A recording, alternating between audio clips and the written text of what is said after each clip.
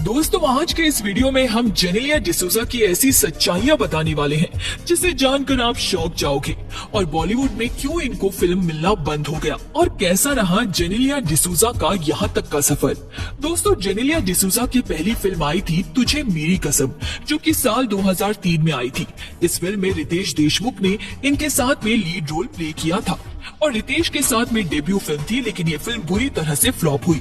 इस फिल्म के बाद इन्होंने 1-2 टीवी एड्स भी किए, लेकिन हिंदी फिल्म का ऑफर इनको नहीं आया, तो इन्होंने तमिल और तेलुगु में भी जाकर डेब्यू कर लिया।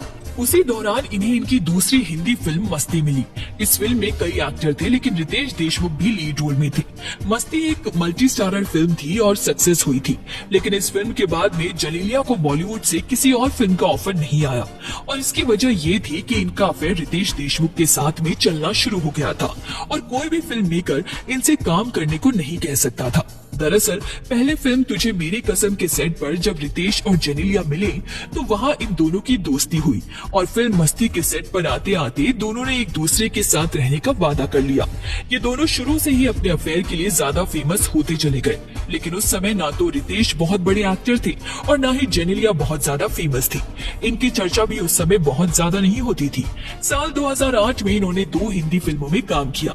मेरे बाप पहले आप नाम से एक फिल्म आई थी जो कि पूरी तरह से फ्लॉप थी और दूसरी फिल्म थी जाने तू या जाने ना। इस फिल्म में आमिर खान के भांजे इमरान खान ने डेब्यू किया था।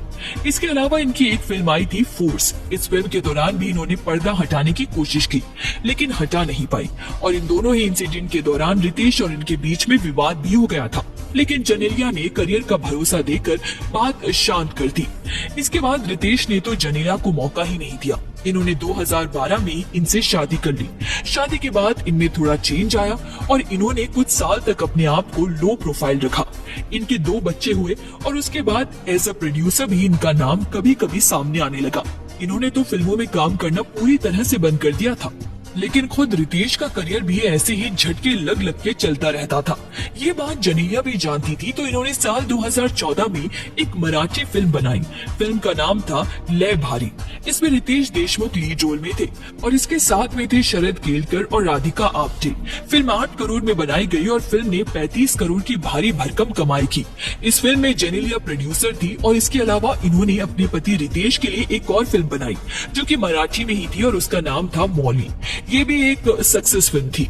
जेनेलिया इन सालों में सिर्फ प्रोड्यूसर बनकर या फिर छोटे मोटे रोल में ही नजर आती रहती है। जेनेलिया फिल्मों में बहुत सक्सेस नहीं रही। वो रितेश से उम्र में 9 साल छोटी भी है। बॉलीवुड में उनकी काफी पहुंच है, लेकिन उन्होंने शादी के बाद अपने आप को पूरी तरह से एक फैमिली वुमेन के रूप में ढाल लिया। ऐसा नहीं है कि उन्होंने बॉलीवुड फिल्मों से अपने आप को पूरी तरह से अलग कर लिया। वो आज भी ऑलमोस्ट सभी एक्टिव कलाकारों के संपर्क में रहती है। तो दोस्तों